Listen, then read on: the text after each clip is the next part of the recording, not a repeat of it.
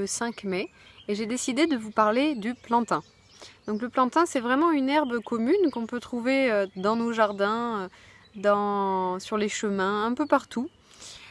Les feuilles du plantain, on les retrouve donc au printemps sur nos pelouses, sur les chemins. Elles ressemblent à ça. Donc là, c'est une feuille de plantain lancéolé, Plantago lanceolata, parce qu'il a une forme de lance.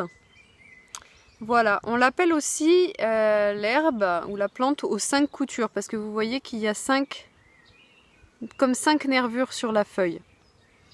Voilà, on trouve aussi dans les plantains le plantain majeur, Plantago major, qui a une feuille qui est quand même plus bombée que celle-ci, qui ressemble moins à une lance. Voici le Plantago major à feuilles larges. On va pouvoir utiliser le plantain en mode préventif pour éviter les ampoules. Donc lorsqu'on va se préparer à faire une randonnée, on peut mettre des feuilles de plantain directement dans sa chaussette, puis dans sa chaussure, à l'endroit du talon par exemple, et ça va éviter d'attraper des ampoules. Le plantain, c'est vraiment le premier remède d'urgence dans la nature en cas de piqûre d'insectes ou de coupure. On peut écraser la feuille, comme ceci, pour en faire sortir un petit peu le suc. Alors, Flore par exemple, elle a une piqûre là, une petite piqûre de moustique.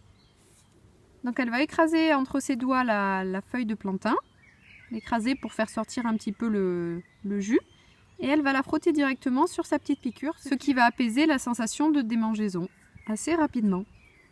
Le plantain est très connu même des enfants, parce que les enfants du monde entier utilisent sa fleur pour en faire des catapultes.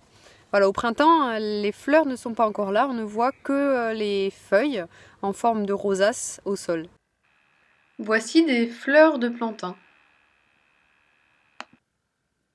C'est le plantain, donc dit lancéolé, qui va être le plus efficace parce que ses feuilles sont juteuses et plus tendres, donc plus facile à écraser et le suc est plus facile à extraire.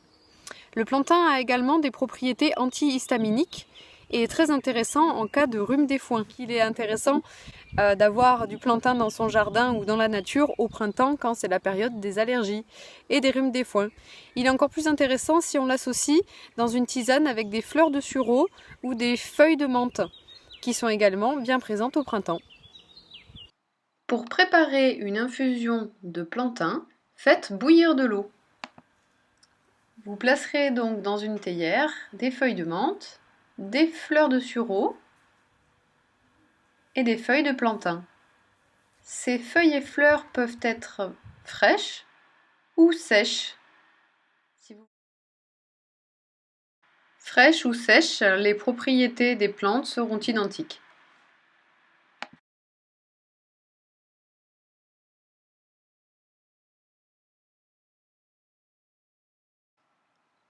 Flore va donc préparer ici, consciencieusement, son infusion de menthe, sureau et plantain.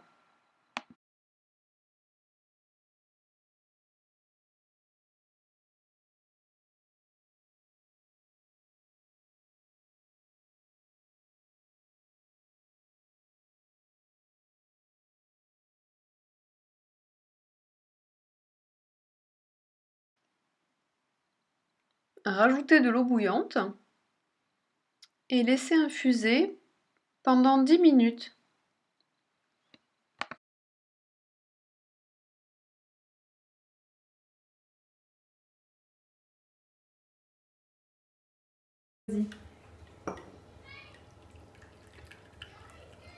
En cas de début de rhume ou de grippe, vous pouvez consommer cette tisane 3 fois par jour.